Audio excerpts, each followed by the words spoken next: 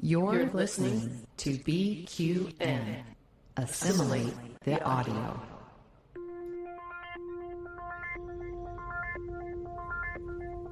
Engage. 78 years have passed since the days of the original USS Enterprise. Now a new Galaxy Star ship has been designed.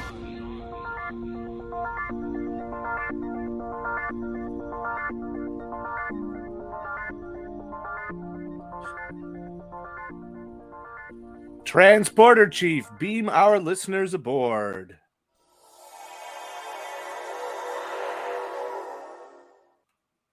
Welcome to Galaxy Class, a Star Trek The Next Generation podcast here on the BQN.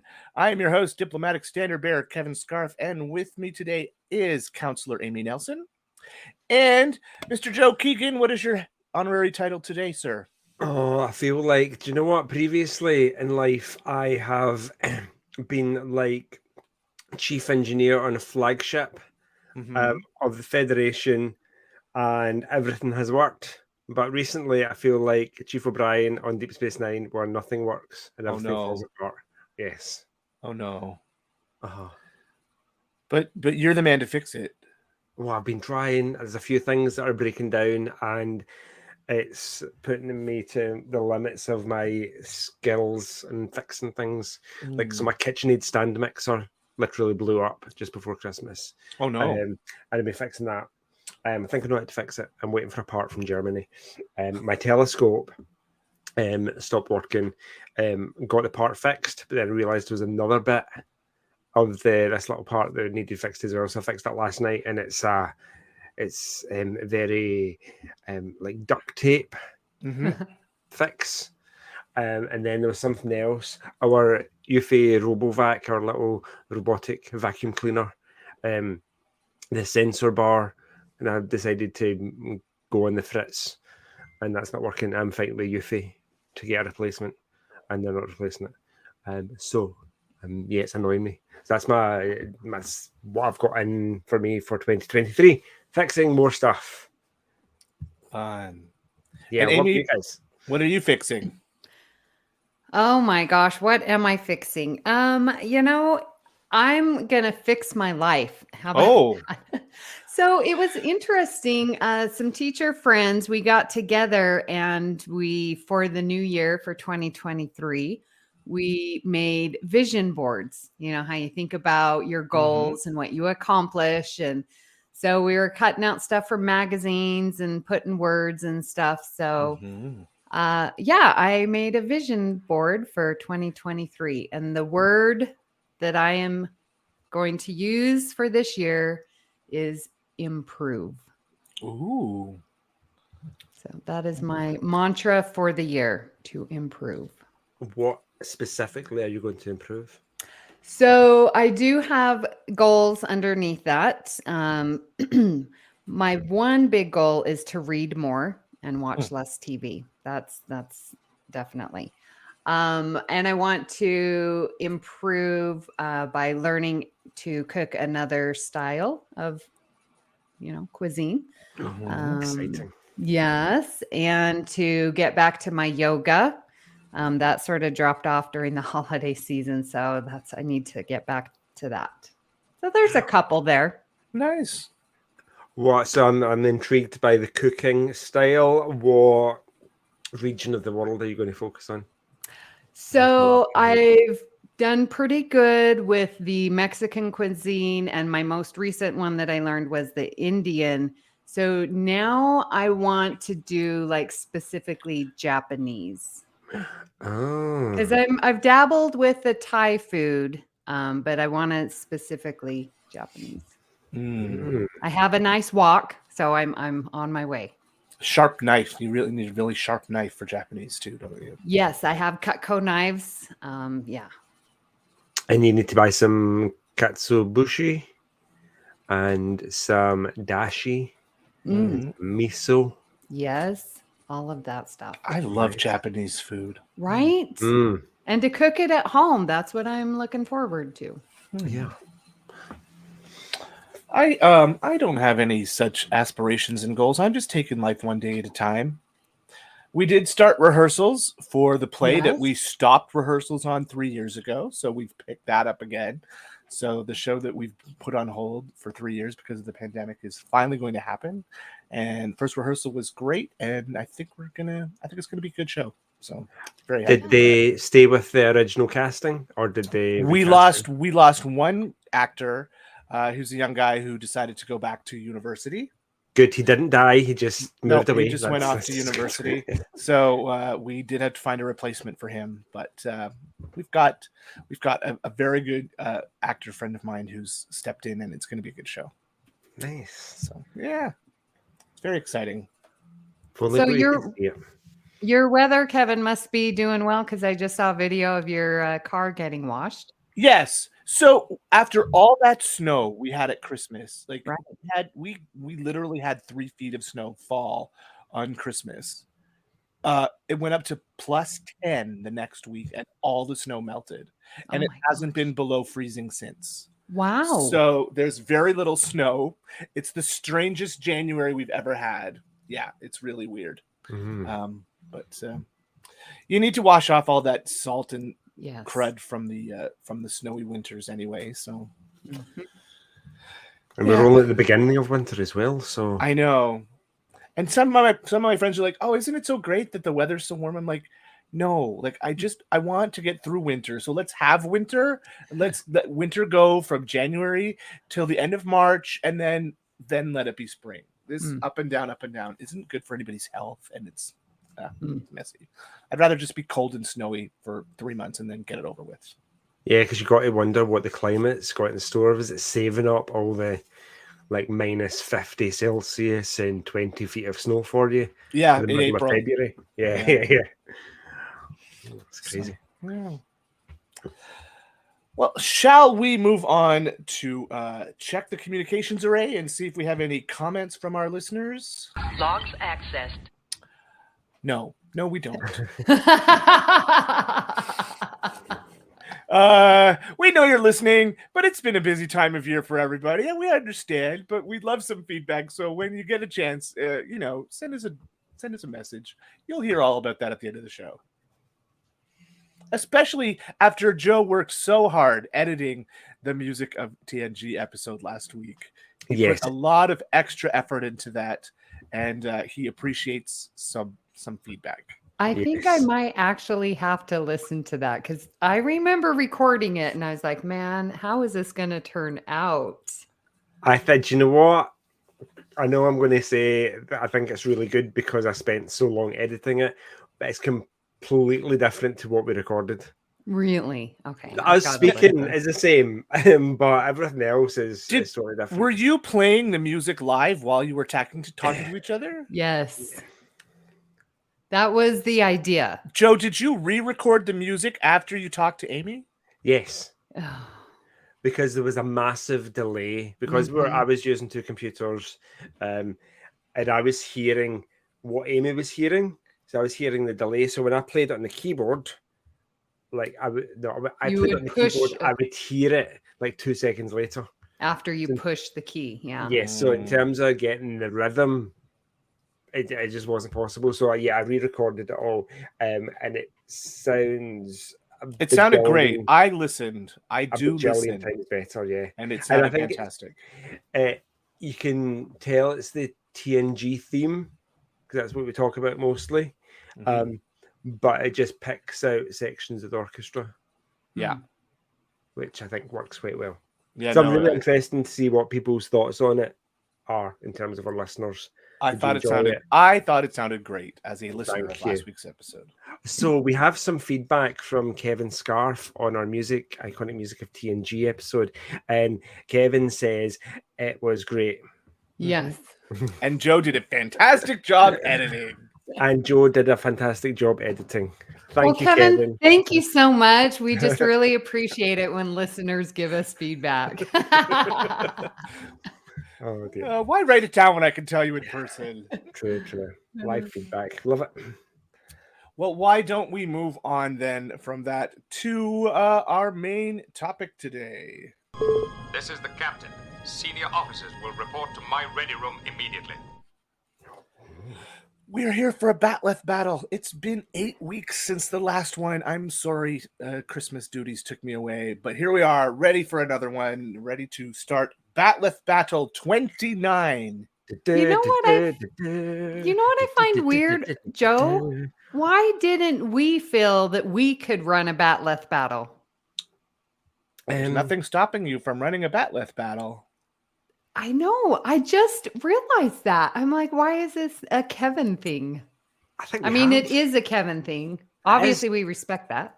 Yeah, no, I'm sure we have done a Batleth battle with Kevin. No. I think there might have been one, but I'm not sure. Anyway, again, I'm going to be around for the next several months. So, like 11 months. Yeah. Yeah. You saw that bracket and how many episodes we have to get through. Oh, there's supposed to be several hundred Batleth battles before we get to the end. Yeah, we're here for the long haul. Yeah, you need to be here more than just a few months, Kevin.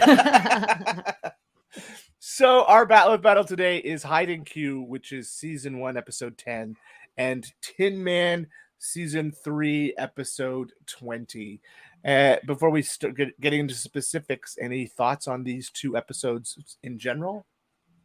Yes. When I saw these 2 up against each other, I'm like, oh, this is a no-brainer. But I did rewatch both of them.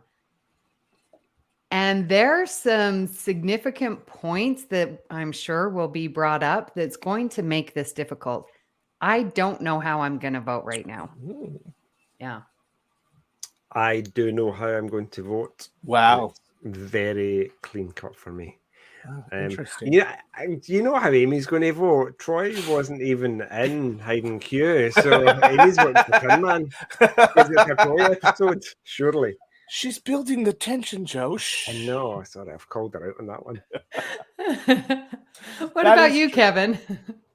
I always find it interesting when we put one of these really early first season episodes up against anything else, because the tone of the show and even the look of the show changed so much from the beginning to where we are near the end of season 3 for Tin Man. So, it makes those early episodes have to work even harder to win the battle. But there are some really great points in Hait and Q. So why don't we start with that one? Who would like to do a quick summary of the episode Hait and Q? Amy. Well, the first thing that I remember hearing when I watched this, Troy isn't in this episode. Of course, fine. I wonder where she was.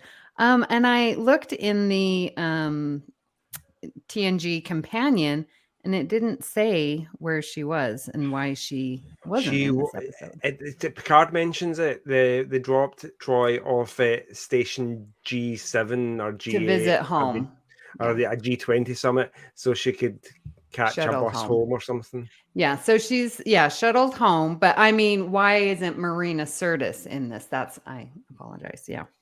So this is the episode, listeners, if you remember, where Riker gets his powers. They're in this frantic. They're going to try and save this planet from something, and there's wounded, and everyone's bustling around.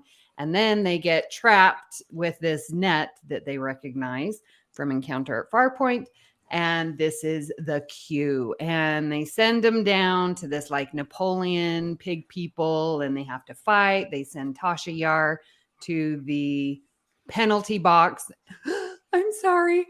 Well, there's an okay. You can cry in the penalty box. I've made this a new rule. Oh, if only you weren't a captain. Oh my gosh. That was cringy dialogue. Super cringy. Yes. And we get to see Q, and Q's like, I'm going to give Riker the best gift ever. He's going to have the power of the Q. And then Riker gets all high and mighty, and Jean-Luc, did you know that you're calling me by a first name? I can control my powers. And lo and behold, this little kid dies on the planet. I could have saved them. And well, why don't you give your friends all a gift? And so Riker, thinking he knows best, gives Wesley 10 years. He's now this handsome, strapping young man. Gives Worf some kind of, I don't know, woman. Mm-hmm. I guess we'll just leave it at that. Gives Geordi his eyesight. Data refuses. And he didn't go anywhere else. He just gave those 3. And they all said, nope, we're going to work on this. This may be real to you, or it may be real to you, Q, but I want to get there by myself. And Picard smiles like, and Riker's like, how did you know? I've known all along. I know my people. And then Q takes away his powers and goes away. Yeah. And Riker, did you mention that Riker changes Wesley into a completely different human being at one point? But yes. Still has the same voice. Yeah, it's yes. Will Wheaton's voice. It's weird. Excuse me, love. Excuse me. How's that for a summary? I think that's a good summary. So we always talk about importance to canon and guest stars. So I mean, there's only really one big guest star in this episode, right? And that's Mr. Delancey. Mm-hmm. And we hadn't seen him since the pilot, right? This was Q's first appearance since Encounter at Farpoint. Isn't that correct? Yes. Okay, looking at the guest stars, can I just talk about the number of W's associated with Wesley Crusher? Wesley, played by Will Wheaton, and Wes at age 25 is played by William Wallace.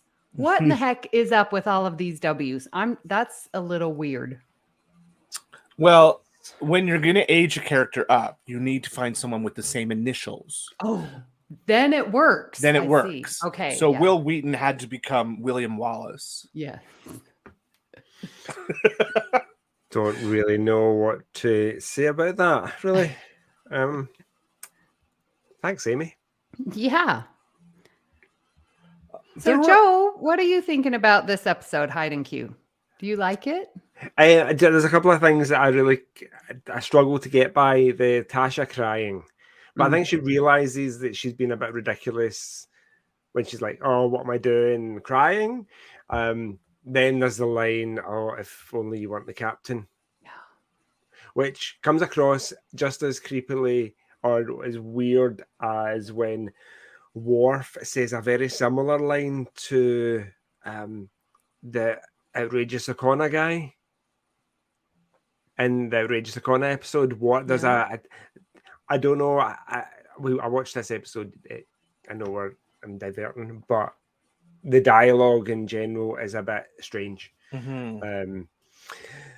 There is the green planet that they go to, the Napoleonic Pigoids, the planet, which just looks like they forgot to put the special effects onto the green screen. It's total TOS. That's exactly what it is. Yeah, I don't know if that just was the green screen that they left up. Yep. And they painted on some moons. But yeah, there's some really nice details in it though. Looking at, Q's outfits are always a bit outrageous and outlandish, and he always takes an outfit and then embellishes it. So like the Starfleet Admiral uniform with the gold braiding, but his gold braiding is like 2 inches thick and just really over the top. But then there's his Napoleon outfit, and looking at all the details, because we were watching it on our new TV, so it's like big, giant 4K full resolution, so you can see all the details in his outfits. There's a thing that looks like a sheep. He's wearing this big kind of gold medallion thing from his neck down to his chest. And there's a thing that looks like a sheep that's draped over this medal. And it turns out it's the Order of the Golden Fleece, which is one of the highest military orders in Napoleonic France. And it was, I think, I'm not as a laggy, so I think it was worn by like the Marshal of France at the time. And I think that was Napoleon, who Q is dressed as. Because obviously you would be Napoleon if you're going to choose anybody. If Q is going to choose anyone, you're going to choose Napoleon. Yeah, Picard said that to him at one point, right? That, you picked a marshal so you could outrank even an admiral. Right. Yeah, that was mentioned a couple times. Yeah. Well, cool. There's a couple of notes on Memory Alpha that I think are interesting. One is that Maurice Hurley wrote this episode. It was the first episode that he wrote for TNG, and I think he was an original series writer. But Gene Roddenberry was so disappointed with the work that he did on this episode that he ignored Hurley whenever they passed each other in the hallway at Paramount, which was about 4 or 5 times a day. This is according to Chaos on the Bridge. Now, ultimately, the script was rewritten by Gene Roddenberry to such an extent that Hurley requested his name be taken off of it. And that's why the name C.J. Holland is used on the credits. Huh. So they just made up a name. Yeah. Wow. Yeah, I knew there was tensions because I'd seen Chaos on the Bridge. And then if you listeners have seen Center Seat, the talk about that in the TNG years. I mean, not specific to this episode, but definitely with Maurice Hurley and Roddenberry. Yeah. The other thing is that Troy was in the final draft of the episode that was submitted only 3 days prior to the filming of the show, which suggests that Marina was somewhat unavailable suddenly. And so her lines were eventually cut from the episode or transferred to other characters, mostly Tasha. Would it make more sense if Troy had said, Troy had done the crying and said, if only you weren't the captain? No, that doesn't make sense no matter who. Maybe Beverly. True. If Beverly said that, I don't know. And they quickly wrote that line that Picard says in the teaser about Deanna being away. I would have been okay with Beverly saying, if only you weren't the captain. Mm-hmm. Yes. But they could get away with that. Now, in terms of looking where they are on the ship, but he's captain, but she can overrule him in certain circumstances. Right. And also we saw the flirtation between Crusher and Picard in Naked Now. Yeah. So that would have made more sense. So all of a sudden to have Tasha or Troy. And why didn't Beverly get transported with the rest of them? Like, she wasn't one of the crew that got beamed to the planet. Did they even they didn't get to the planet, did they? Yeah. Well, that Q transported away. Wasn't it just Worf, Riker, Data, and Yar? That might have been even worse. Jordy. When Wesley dies, to see Beverly's reaction, that would have been... Yep. Like she goes to save her son. That was the second time, though, right? That's when Riker took them back. Mm-hmm. Yes. I don't know why Beverly wasn't more involved in the storyline. Yeah, she was there just more like on the bridge when Will was handing out gifts. She was being a mom. Yeah. Not a doctor. Yeah. I liked her at the beginning where she's doing the whole, we're having to get ready to save these 524 people that have been involved in a mining accident. Let's go and save them. Mm-hmm. Oh, wasn't that the reference? Oh, okay. Never mind. That's Tin Man. Sorry. 47 reference, but that's Tin Man. We'll get there. Oh. Yeah. The some other cute notes. The Klingon that Riker conjures for Worf is the first Klingon we see in TNG that's not Worf. Mm-hmm. She wasn't even real. And they reused scenes from Encounter at Farpoint in this episode. Apparently, the scene at the beginning of the episode when 4 officers are leaving sick bay was also in Encounter at Farpoint. It says a couch can be seen at the place where Crusher's office would be at this time. I'd imagine they'd reuse the Q force field footage as well when it approaches and wraps around the Enterprise. It's maybe a reuse. Would make sense. If you've got them, why not use them? Yeah. We should talk. Oh, go ahead. So we talk about music a little bit because you guys have been on a music kick lately.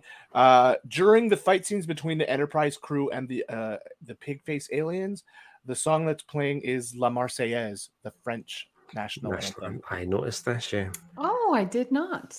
Well, that's cool. Mm-hmm. There you go. So I feel because there's so much story with Q, like Hait and Q really adds to this universe building of what we know of the Q continuum. It's interesting that the Q powers can be just instantly bestowed, apparently to anyone, or is it only to humans? Like, that's something that I was thinking about. I'm like, could he have given that to Worf or to any other species? What do you think? I suppose if you're all powerful, then you can do anything. Well, true. Normally, we only see the Q appear as human, except at the beginning of this episode, he appeared as that giant three-headed snake thing, which for some reason I had never actually noticed or looked closely at before. It's like this weird three-headed cobra coming out of a crystal ball, and he called it some kind of An Aldebaran serpent. Yeah. No, there must be an actual real Star Trek species if it's from the planet Aldebaran, and that's just the way they look. I guess so. I thought it just sort of looked like something that an Egyptian pharaoh might put on their crown or something. Yeah. It's very strange. And so I think like this episode really does fit with canon, except, and it always bugs me because we know the relationship between Q and Picard. But in this episode, he's so focused on Riker. But then in later episodes, Picard states, well, he's always had a fascination with me. No, he hasn't. He had a fascination with Riker first. I'm just saying, like, that really annoys me. And I wish it would have either been consistent or that Picard wouldn't say, well, he's always been, infatuated with me or whatever. Did he maybe go for Riker because he knew Riker would be tempted by the powers, but he never went for Picard because Picard was just kind of very Picard fixed. knew. Yeah, Picard knew. So Riker is the weaker minded of them. I could go for that. That's sort of what I took it as too, that he looked at the two of them and went, oh, of these two, who's more likely to say yes to my gifts? It's Riker. I quite like the way Jonathan Frakes acts as being a Q. There's something really schmarmy and annoying about him. When we first see him and he's lying on the rock, just laughing at the sky. And then he's all like, oh, I've got all these powers and I can save people. I can give you all your gifts. Ever since seeing Picard and that Admiral talking to Admiral Jean-Luc, pure effing hubris. That's all I get when I watch this now is just Riker and his hubris. So there is a novel that references this episode. In the novel Q&A, it says that Q was sent by the Continuum to give Picard the powers of the Q as a test of humanity's ability to save the universe eventually. But Q was like, nope, I'm going to use Riker instead. I've read that book, so I must have known that, but forgotten. That makes sense. Yeah, that fixes it. And it's Q going against what the collective wants too, right? Painting him as a bit of a rebel. Yeah. Not the collective, the Continuum. I gotta get my words right. Yeah. So how important is this episode to canon then? Very important. I agree. I mean, not only like we get this of Riker giving Data, his one desire to be human. And I love what Data said. He's like, well, I'd like to not confound one illusion with another. Like, how realistic? Like, Data knows he's not going to be human, but yet still attains for it. I loved it. Like, each of their responses. Ooh, and that weird one with Geordi when he sees Tasha, you're more beautiful than I imagined. Okay. It just, there was some weirdness, but he knows that he would miss it, you know? And we see that played out in future episodes and movies with both of them. I don't buy that Geordi can't see better than humans. Does that make sense? Because his visor's getting everything from the electromagnetic spectrum, and he's filtering out what he needs. The visible part of the spectrum is part of the electromagnetic spectrum, so surely he should be able to see Tasha just even better than we can. In 4K high def. Yeah, 8K, 12K, a million K. Yeah. Yeah, he should analog vision. That's what that is. He should be able to filter out everything that's not in the visible spectrum, and just if he wants. Yeah. He might not have as bad of headaches if he did that. That's a good now, point. What do you think had Riker bestowed his love onto Picard? What would he have given Picard? Oh, that's a good question. I don't know. Are we too early to say a family? I was wondering that. Because that's been a bit of a recurring theme. We see it in... Would he have made him like say something to Beverly? Just sort of nudge him towards Beverly? Yeah. Made Beverly... But if he had offered Beverly something, what would it have been?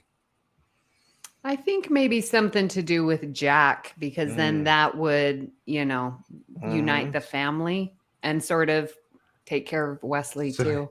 So Riker gives Beverly Jack back and gives Picard Beverly. So we have this weird. Now Jack. There's two Beverlys. Oh, it's just a weird TNG throuple. Yes. Situation. Yeah.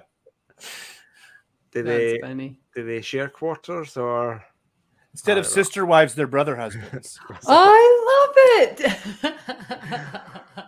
Almost Mormon. Don't make me spit out my coffee. The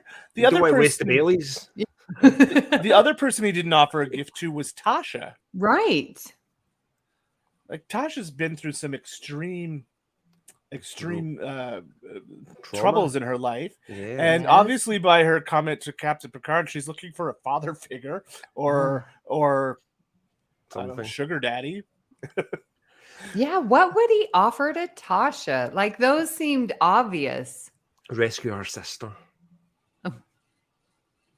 Because she's still back on the planet with the rape gangs and all sorts. Yeah. Wow. Maybe he could rewrite her whole history.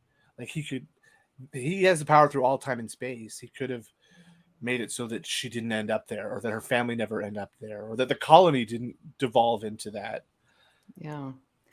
And I do like at the very end when it's like, how can the Q manipulate time and space so effortlessly? And what did Picard say? I mean, it was just sort of eloquent, like, we'll get there someday. Just so matter-of-factly, I really like that. And that shows our potential. Like, the theme of the show is that we have potential. Oh, and that's what, they were sort of sent, Q was sent to investigate is our potential. And maybe that's what scares them. Yeah.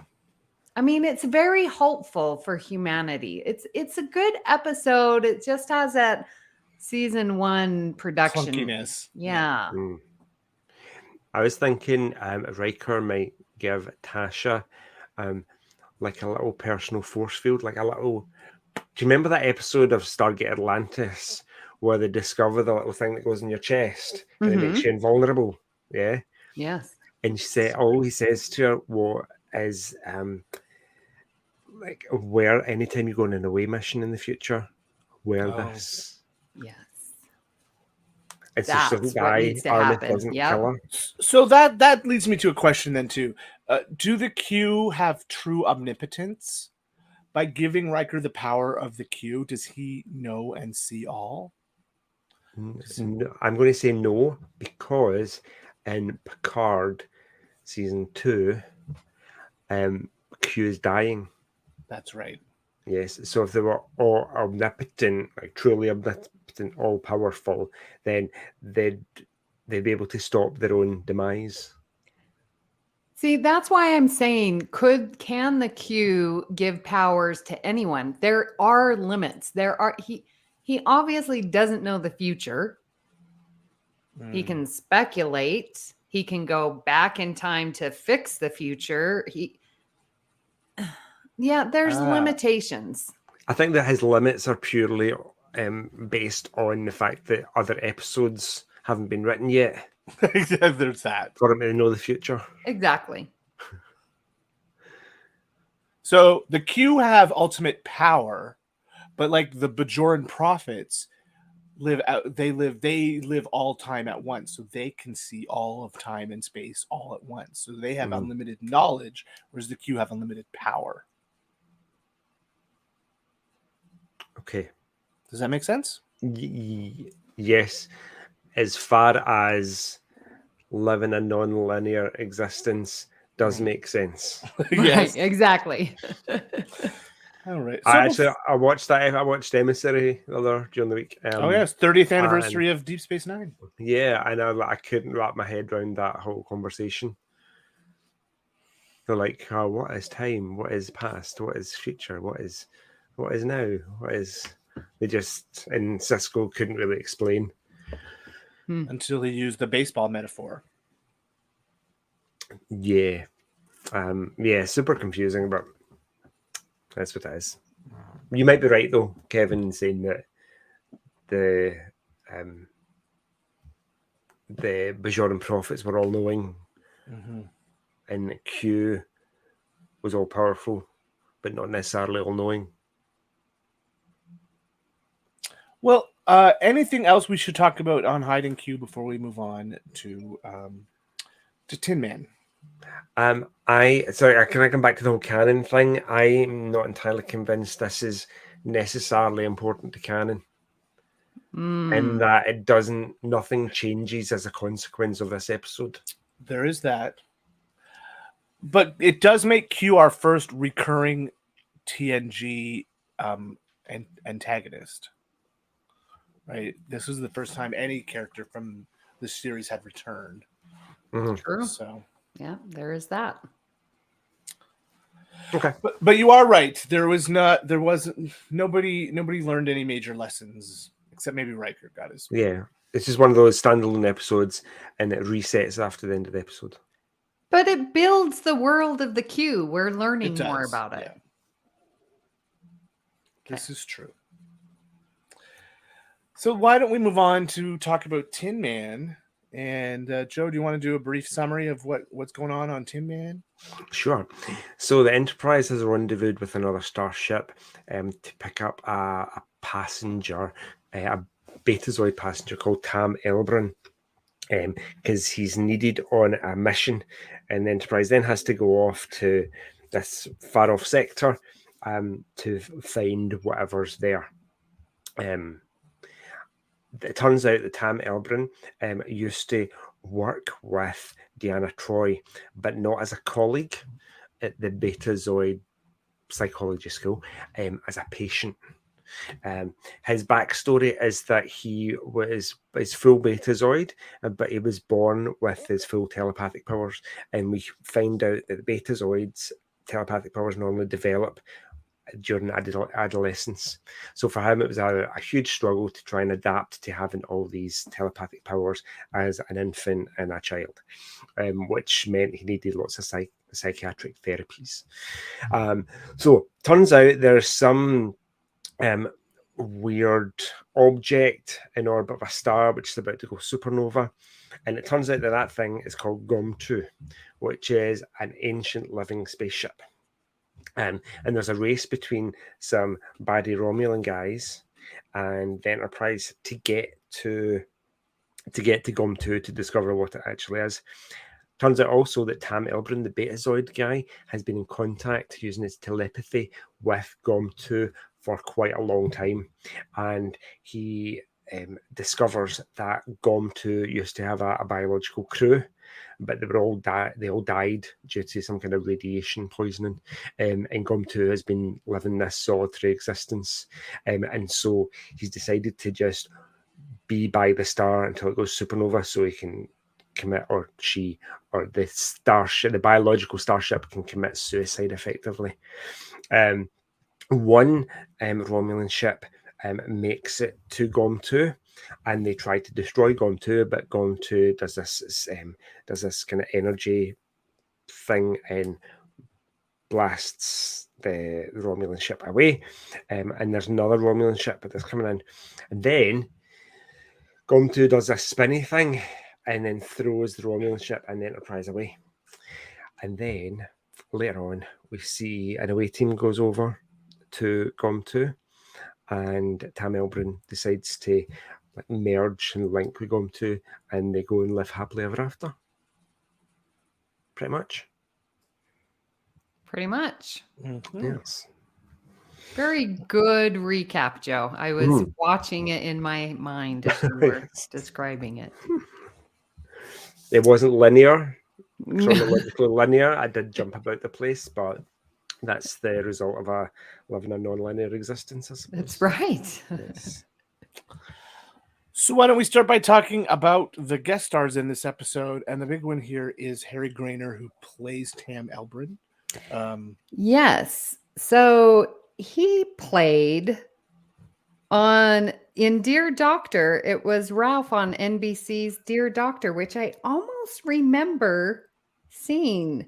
And he later won a Tony for his lead in the musical Crazy for You. So he's a song and dance man. Yeah. I know him best from the TV show Buffy the Vampire Slayer, where he played the mayor who was in league with a demon. And so he was on 14 episodes of Buffy the Vampire Slayer. Oh, wow. That's significant. Do you guys know that musical, Crazy for You? I do. It's a musical, all of Cole Porter music. Oh, okay. Cool. So, yeah. Harry Groner was also in a couple of other Star Trek episodes. He played a human minister, like a politician in Enterprise, and he was also, was it in the Chani? In the Chani Magistrate in a Voyager episode.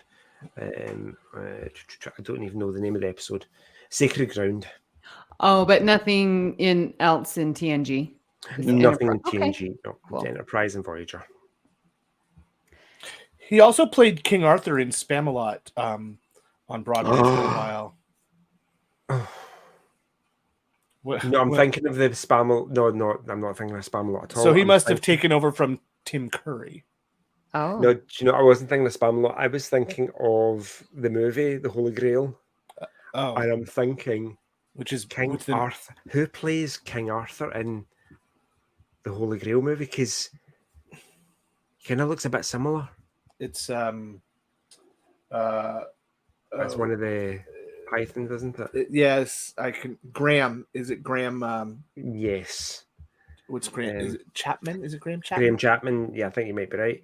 Wow, good job, Kevin. Plays the Holy Grail was a formative film for me. I've never laughed so much as I have done at the Holy Grail with the Black Knight scene. Oh, yes. I must have been 15 or 16 when I first saw it. And literally, now you're doubled over laughing, tears are streaming down your face, and you think you're going to throw up because you're laughing so much, and your ribs hurt. I got to actually might die. I got to be in a production of Spamalot once, a community theater production of Spamalot.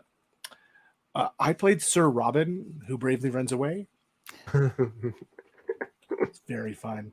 And when you're on a stage, like, it was so easy to learn the script because I had memorized Holy Grail. I got to do the swallow scene and the bring out your dead scene. It was so great. How many was it? How many European swallows or something? Yeah. That's so funny. Yeah. But we've gotten way off track. Well, Eric Grainer, he's a great actor. Singer, back dancer. to Tin Man. So this Tin Man was based off of Tin Woodman, a 1979 book written by Dennis Putnam. Oh, Dennis Putnam Bailey and David Bischoff. Sorry. Let me finish. Who also have writing credits on this episode. Oh. Yes. Interesting. I did not know that. I just assumed it was a Wizard of Oz reference. Yeah, I thought so too. But now what's really cool, Joe, because I know... Was the Tin... Sorry, Amy. Sorry. Yes. Was the Tin Man looking in Wizard of Oz looking for a heart? Yes, he was. Yes. And Tin Man, the Tam Elbrun Tin Man living spaceship, was looking for his crew, which was his heart. Yes. Yes. I think there's more in that naming. Because it was an empty cavity. Yes. He didn't have, In which case, was the Tin Woodman book from when did you say 1979? 79? Was a reference to the Tin Man in The Wizard of Oz? I have not read the book. So listeners, if you've read the book, please let us know. Please let us know. I think they must be linked in some way. Yeah. Amy, you're going to say about the music. Music, yes. Did you want to talk about it? Or do you have anything you want to say first? Yes, I do, because I know you love Tin Man so much, Joe, and you appreciate the music. And I also, this is the first time we get our composer, Jay Chataway. This is his first episode. And then he gets put into the rotation with Dennis McCarthy and Ron Jones. So this is his first, and he does great music. I still remember listening to Brandon Shea Motella on Melodic Trucks over on Trek FM and talking about how important Jay Chataway's work is to TNG. Great. So glad to know that he's got his start here. What else about music, Joe?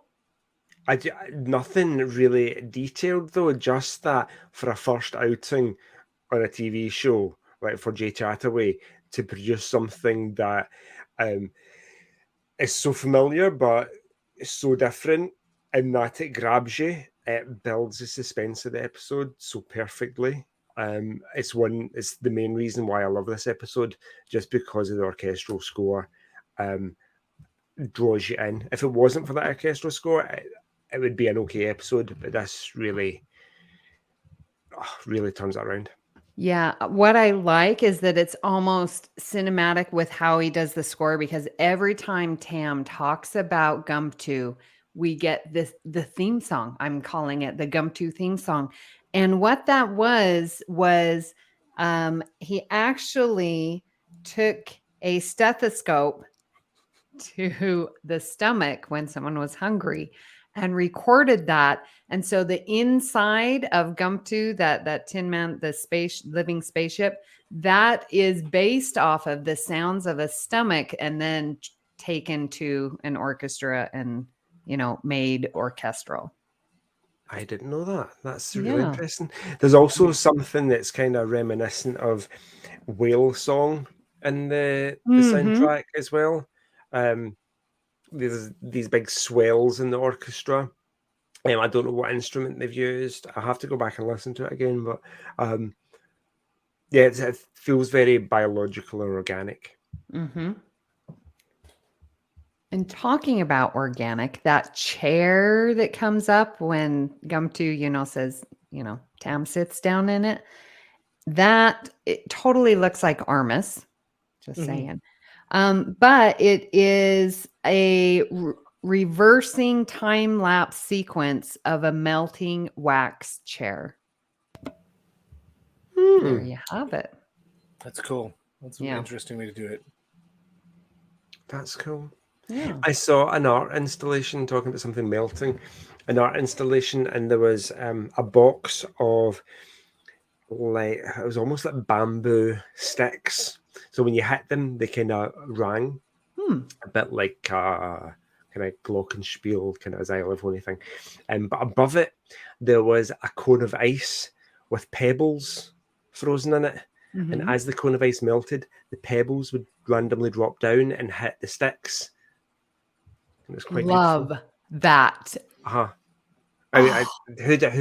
What kind of artist thinks up Right. that kind Yeah. of thing? It's so effective and so ephemeral in that once the art has melted, it will no longer be that piece of art.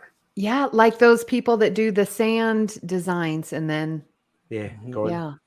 Or like the people on the beach in Spain that will carve things out, and then the waves come in and wash it away. Yeah. Oh, wow. Okay, yeah, we went off another tangent. I love tangents. Tangents are what we podcast for. Yeah. So, importance. Do we have importance to canon here with Gomtuu and Tindan? Well, I think we get a big piece of Beta Z history that most are not born with the telepathic feeling, sensation. Gene switched on. Yes. But Tam had it at birth. And that was very, very difficult. It seems like he's just never, which seems a little weird, to develop any strategies to block all the incoming, feelings and emotions. I'm trying to think of a human analog.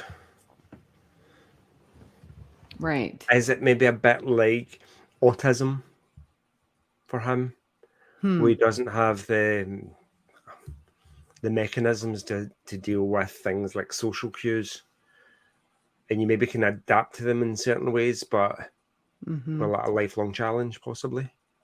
That makes sense, because like in his dealings with the crew, he finishes their sentences or doesn't even let them speak because he's already in their brains, right? And so he doesn't have those filters that Troy has. And then Troy's only half beta, so she doesn't even have half of the abilities of even her mother. But her mother, as pushy as she can be, knows when to let people speak and when to use her telepathy. And Tam Elburn does not have that capability.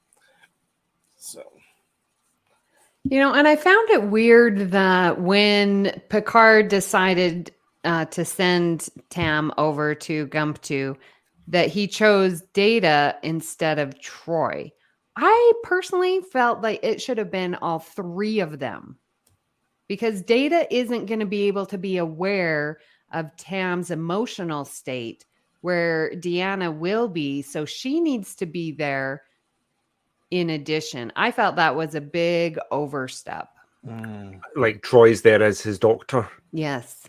And Data's there as the scientist, but also the person that I suppose Tam can't read, so maybe trusts a little bit more in a weird, strange way. Go ahead. Sorry, I was just going to mention I don't think we mentioned the other guest on it, Captain Robert DeSoto, who's the captain of the other ship that we meet at the beginning of the episode, played by the Michael Cavanaugh. Michael, did we mention him? No, because I don't know who he is. He's one of those American actors Yeah. around about that time that's just been in Everything. a million different TV shows. Yeah. Definitely a very recognizable face. But we know from The Hood, that's Encounter at Farpoint, so we do get that callback. That's nice. Oh, same captain. Yeah. Oh, yes, of course it is. Yeah. And it's the USS Hood. It looks like the show that you might know Robert Cavanaugh from most is 24. He had a recurring role on 24. Oh. And he starred as an obsessed government agent seeking an alien on Earth in the science fiction series Starman. I remember watching Starman. Don't recall Starman. It feels like something that I would have watched, though. Yeah. Starman was based on the movie Starman. The movie had David Bowie. No. What am I thinking of? Jeff Bridges was the Starman. Jeff Bridges. You're right. Yeah. What movie am I thinking of with David Bowie? The Man Who Fell to Earth. The Man Who Fell, which they remade as a TV recently. series with Kate Mulgrew. Yes. Oh my gosh. Yes, that was quite good. I enjoyed that. I remember we saw posters for that show when we were in Chicago. Remember walking down the street? I'm like, is that Kate Mulgrew on that? Yeah, that's right. Oh my gosh. I think that's about it for guests, really. Really, I think it is. Yeah, with this episode, I think Tam brings out sort of the stubbornness of Picard because, like you were saying, Kevin, before, like Tam finishes everyone's sentences and, and he's finishing Picard's and he needs you to analyze this data and we're going to resume in 10 minutes in the ready room. And Picard's like, in 15 minutes, and I'm like, dude, do you need to be that picky? I mean, and actually in both of these episodes, both Hait and Q and Tin Man, Picard is asserting his captaincy, his rank and office in both episodes. It's sort of here. Interesting. Do you know what I don't think we do very well? I think we look at the guest stars as listed on Memory Alpha, but we don't look at the uncredited co-stars list enough. Because it could very well be the case that there's somebody listed like John Rice as a Sciences Division officer, somebody that just had a wee background part that could maybe now be some kind of Hollywood A-lister. Like? I know there's no examples. I'm just thinking we might. It might happen. We just gloss over it because we just assume they're background characters, but they might have gone on to do great things. Not to say that their work in TNG in this episode wasn't great, but they might be super famous now. Well, I think since we have so much time, 35 plus years, that, books and resources that we read now would mention how A-list they are. So I think we're okay. I'm just thinking. Possibly. I love that even on Memory Alpha, there are 5 people just listed as unknown performers. There are 5 people in this episode that we don't know who they are at all. Yeah, right. Okay, now when Geordi was in engineering and he was trying to get either the shields up or the sensors array or sensors going, and he was like, well, I need 30 minutes. Well, you have 10 minutes. And then he's talking to the 2 guys in engineering, and I felt it was so forced. And in the back of my mind, I know it's because of SGA rules, like the Screen Actors or SAG rules. Like if they even say a word, they have to get paid more. They have to be credited. And so here we've got Geordi saying, we need to do this. Da, da, da, da, da. Is it done? All he gets is a head knob, like nothing, no words. And it was blatant that they weren't speaking. And that really took me out of that scene. There would have been more of a dialogue if you're in that much of a rush trying to fix things. I don't know. Weirdly, I noticed that a lot recently when I'm watching TV shows. Like there'll be something they don't speak at all throughout the entire movie or episode. I'm like, yeah, they get paid less. Yep. Purely for that reason. Yeah. Get paid by the word or something. Yeah. But you got to know that was because they had a really limited budget. Yeah. And they needed people, so they brought in the people, paid them whatever they paid them, and then, you don't get words because that would blow the budget. Yeah. So anything more we need to talk about with Tin Man here? Really important to canon, like supremely important.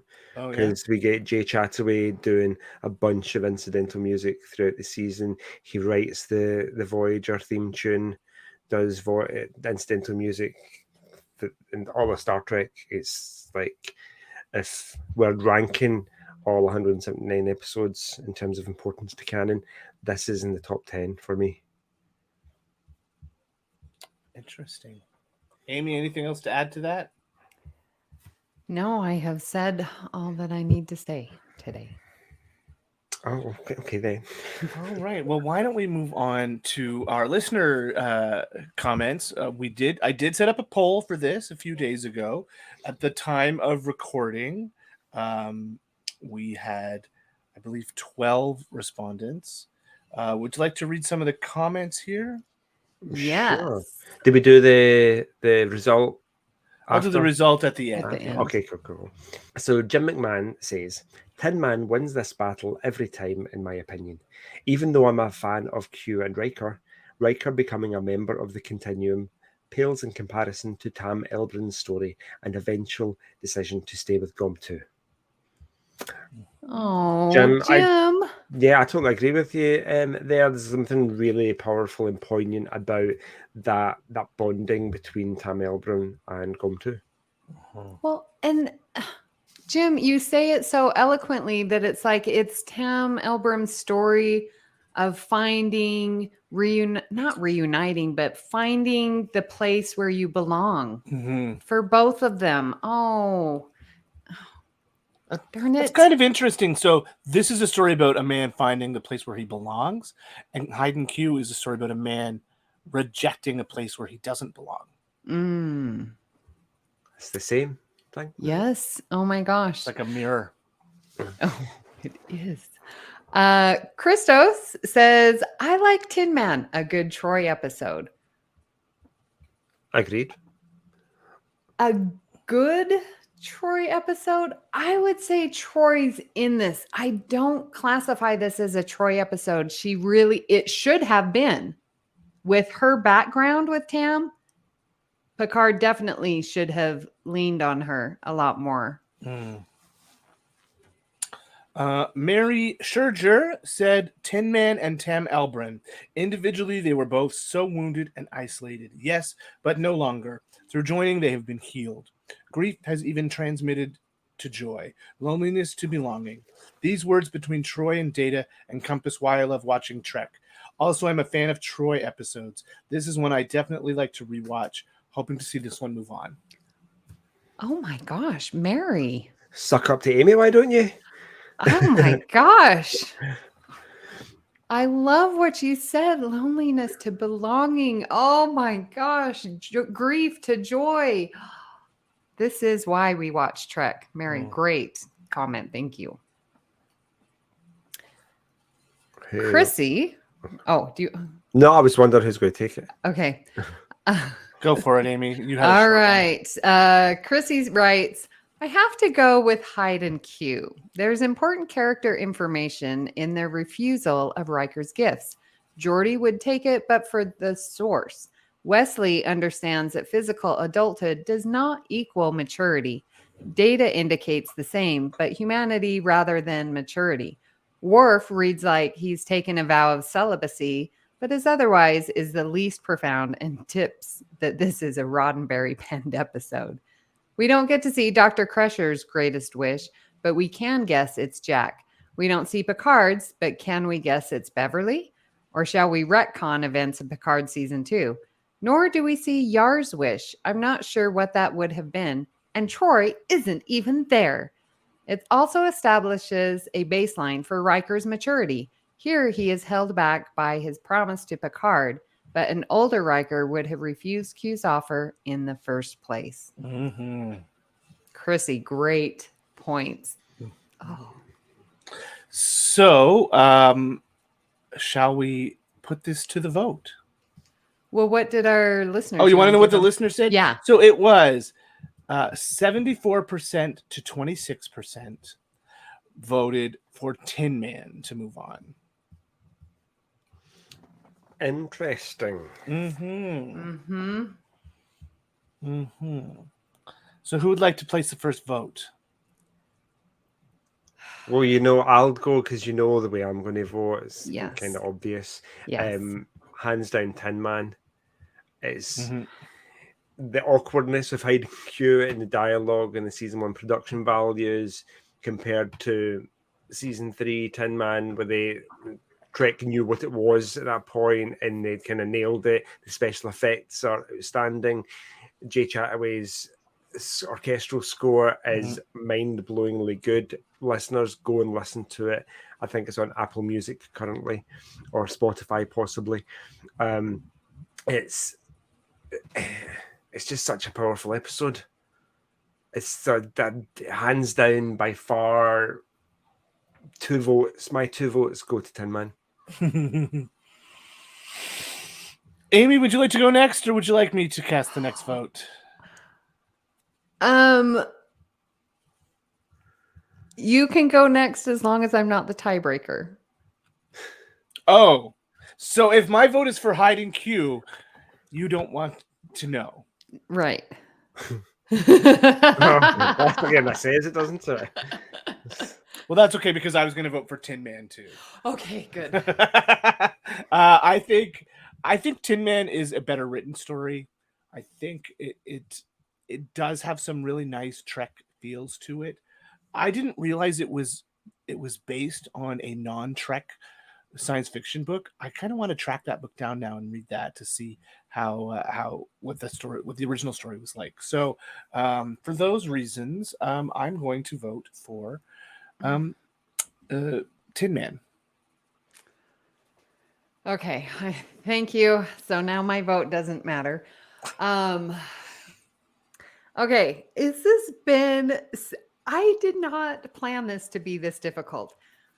We get in Tin Man, as mentioned by Mary and both of your comments, like it's this big philosophical idea of grief, fitting in, finding where you are.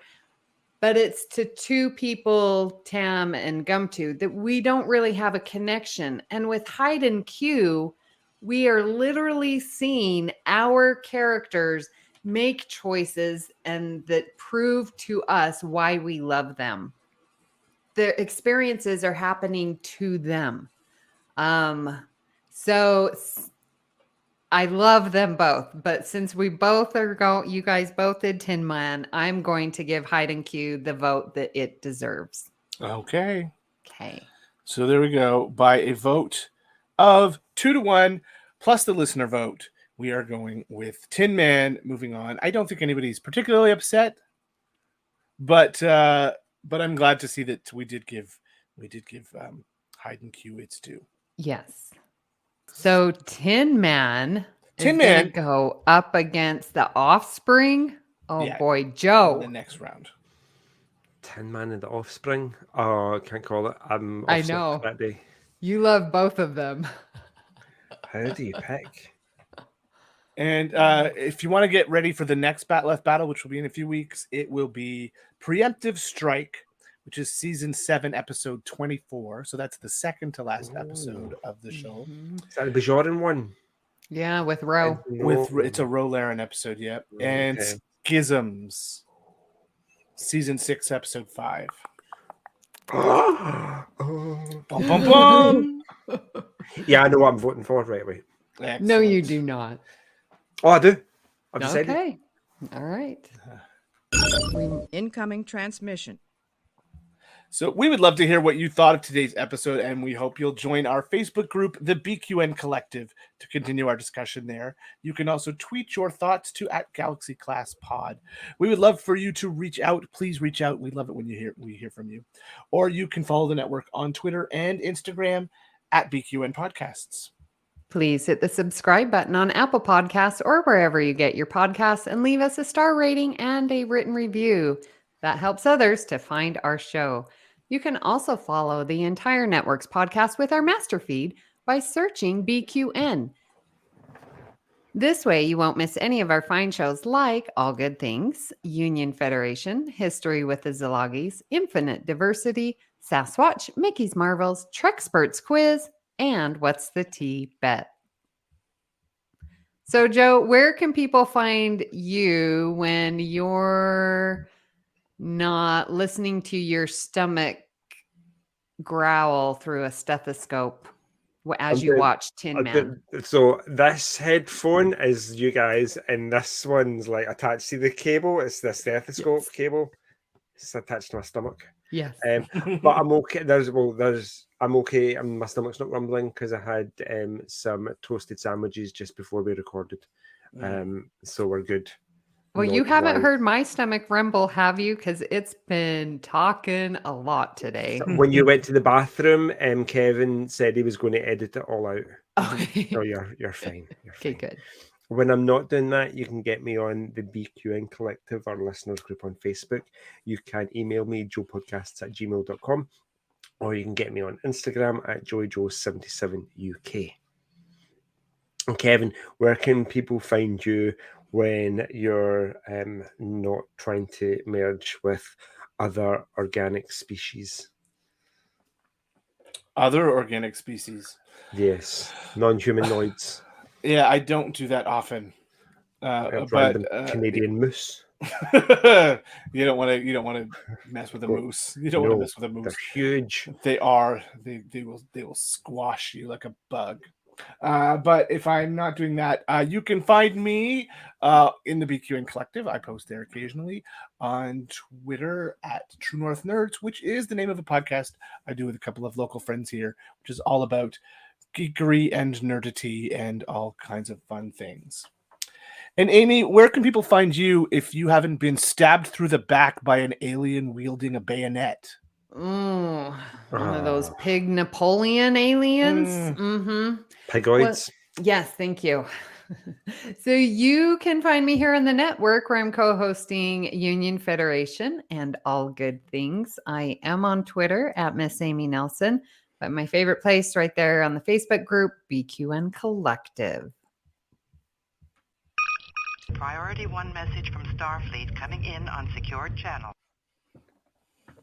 If you'd like to help us keep all our shows coming to you each week, you can become a patron of the network on Patreon. We're putting out more exclusive content for our patrons that you won't want to miss, like It's Green or Amy's Math Moments. With a monthly Patreon subscription of $5 or more, you can join our meetings of the Hive Mind on the second Saturday of each month. Watch your Patreon messages for details. If you feel so inclined, please check out all the details at patreon.com/BQN. A huge shout out to our very own associate producer, Jim McMahon, and Davey Willett. We are so grateful for your support. So thank you for beaming aboard the Galaxy class, and until next time. Let's go, child of the fatherland. The day of glory has arrived. Against us from the tyranny, the bloody standard is raised. Great joy and gratitude. Macro head with a micro brain.